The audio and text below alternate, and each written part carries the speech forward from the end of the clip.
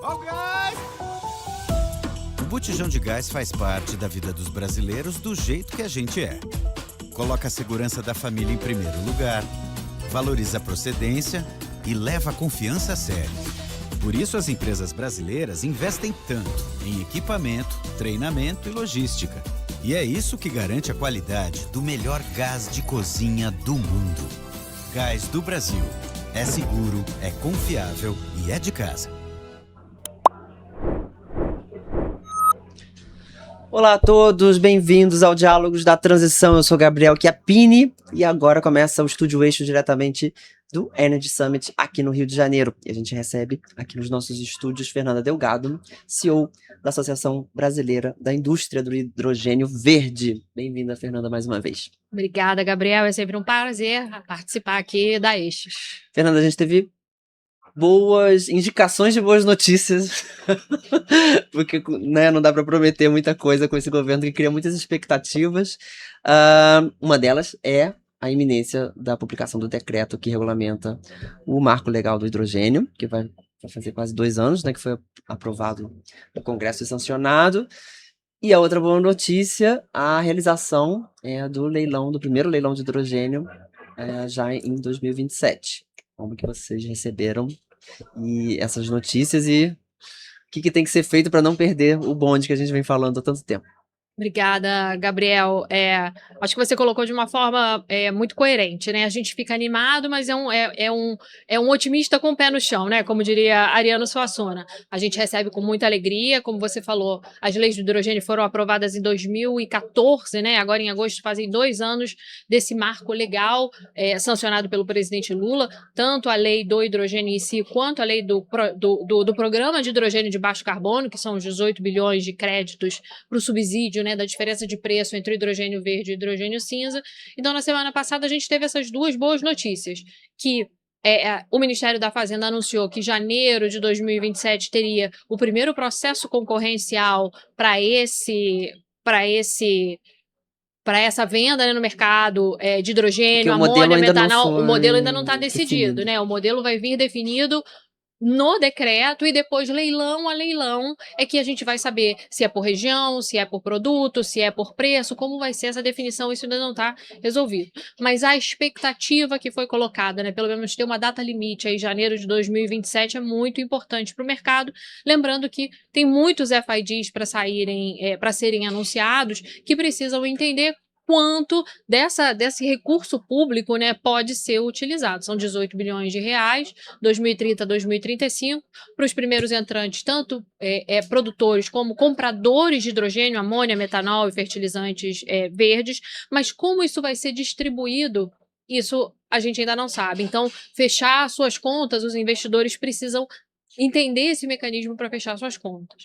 Uma outra boa notícia também, que é atrelada, né, a esse primeiro leilão em janeiro de 2027, é a iminência do decreto, né? Que o decreto finalmente teve um alinhamento ali, havia um impasse entre o Ministério do Desenvolvimento, Indústria e Comércio e os demais ministérios, houve um alinhamento de expectativas e parece que agora finalmente esse decreto vem junto com outros decretos que estão sendo aguardados ainda para essa legislatura.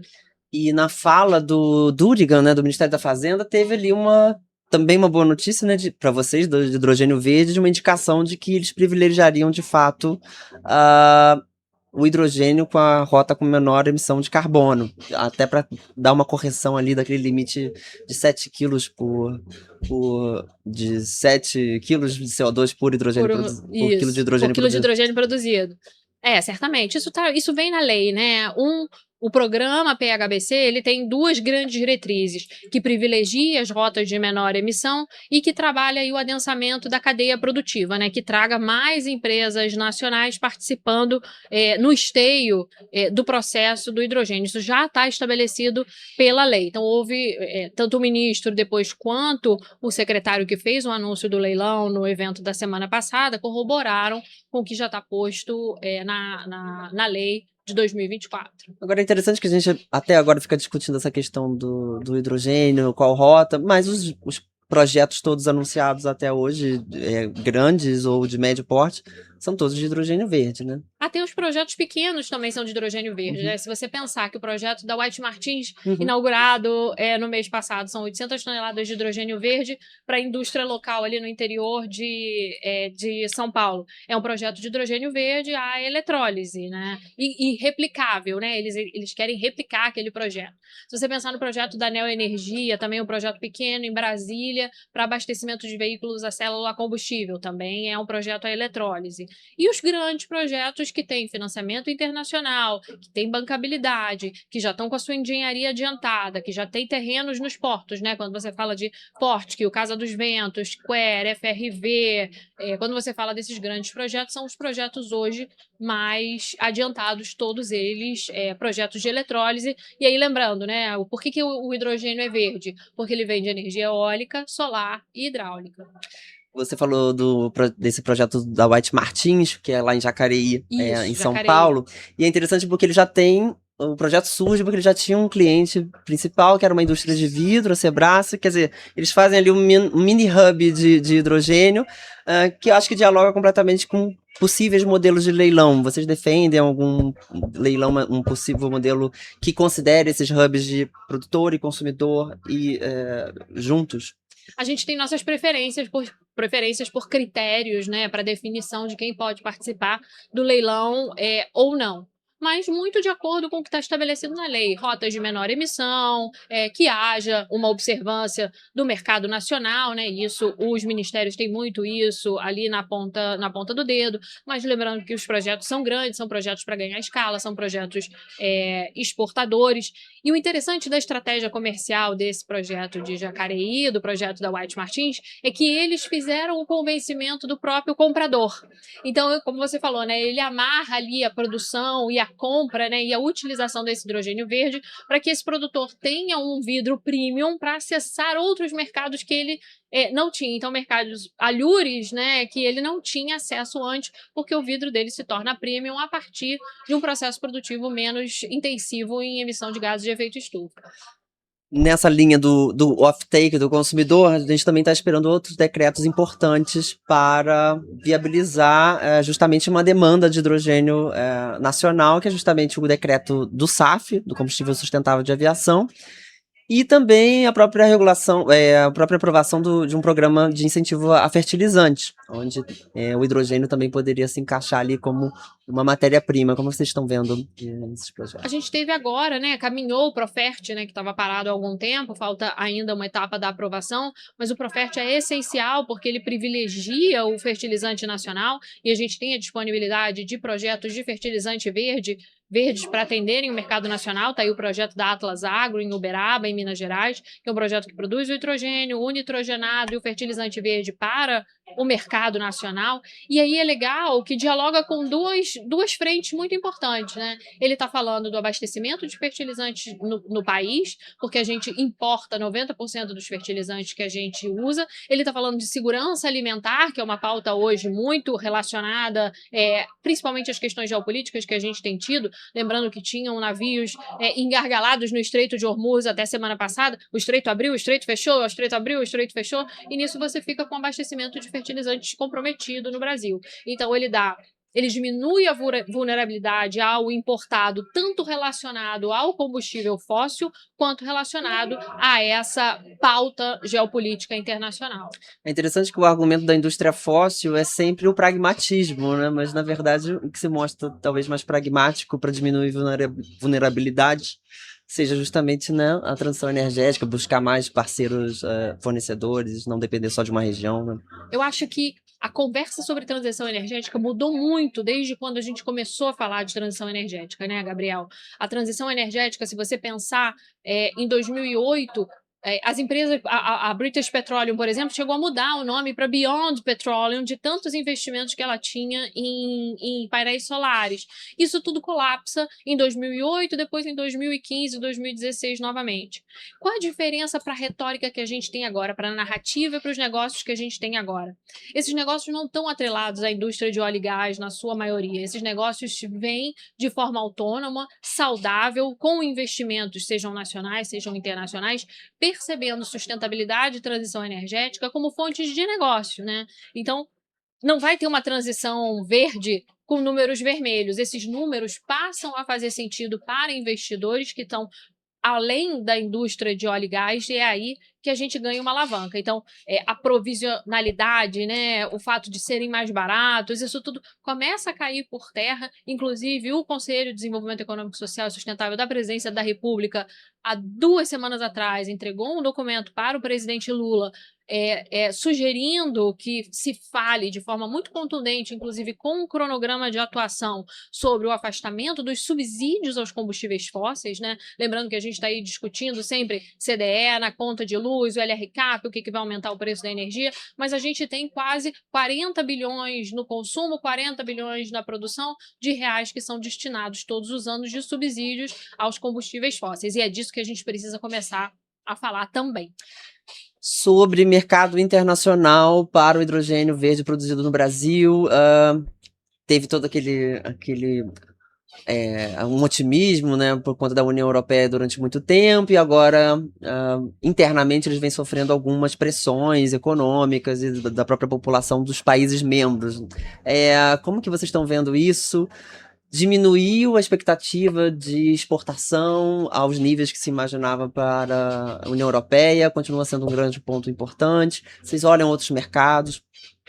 Eu acho que todo mundo sempre olhou outros mercados, né? O mercado asiático é um mercado extremamente interessante. A gente tem contato com a Associação de Taiwan, por exemplo, é um mercado que se desenvolve para além de decretos, leis, legislações, enfim.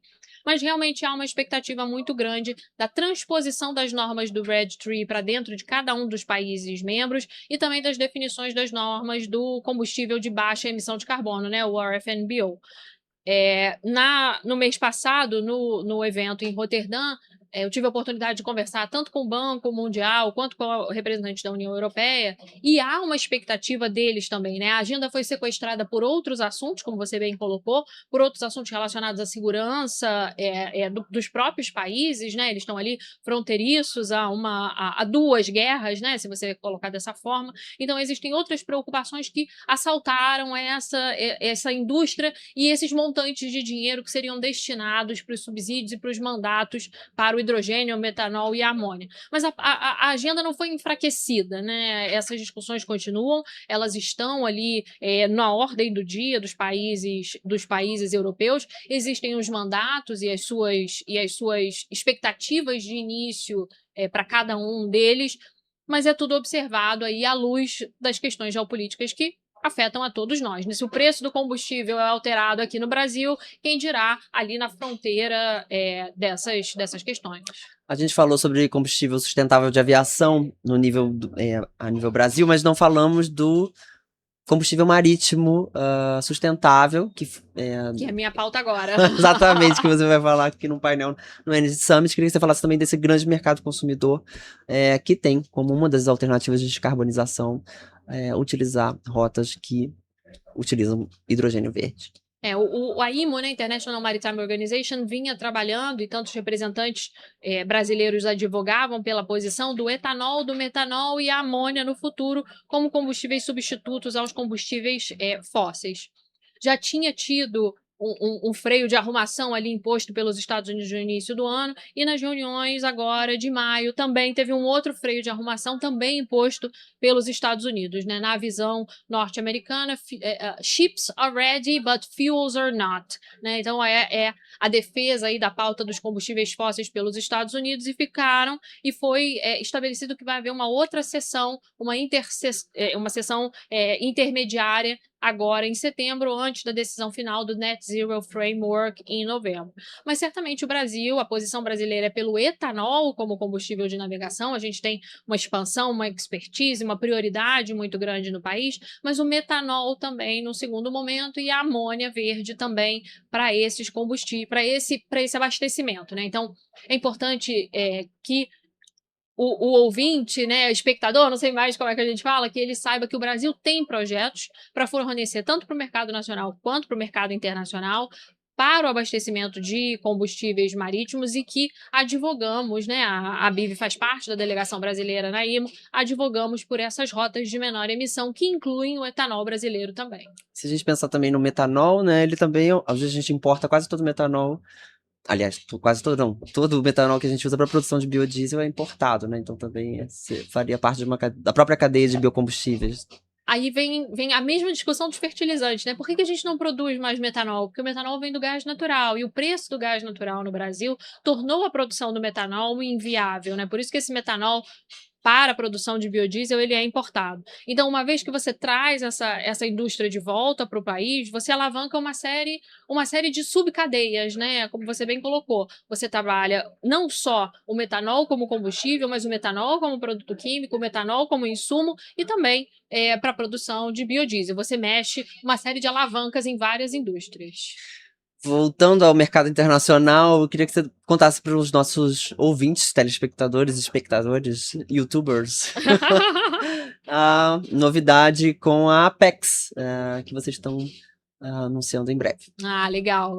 A gente já tem um acordo de entendimento com a Apex. A Abirv é a voz da Apex para falar sobre hidrogênio verde. A gente participa das missões estrangeiras da Apex, né? Lembrando que a Apex é a agência de fomento a exportações relacionada ao Ministério do Desenvolvimento, Indústria e Comércio. E a Apex vai criar um portfólio de projetos de hidrogênio, amônia, metanol e fertilizante para trabalhar junto com o Global Gateway, e a Abirv vai assessorá-los em como vai haver uma chamada pública, por óbvio, né? E a Abirv é parceira da Apex nessa empreitada. Então, brevemente, a gente deve ter aí o anúncio de uma chamada de projetos, e aí são projetos nacionais, projetos internacionais, mas projetos de hidrogênio, amônia, metanol e fertilizante para participarem, né, para terem acesso aos fundos do Global Gateway.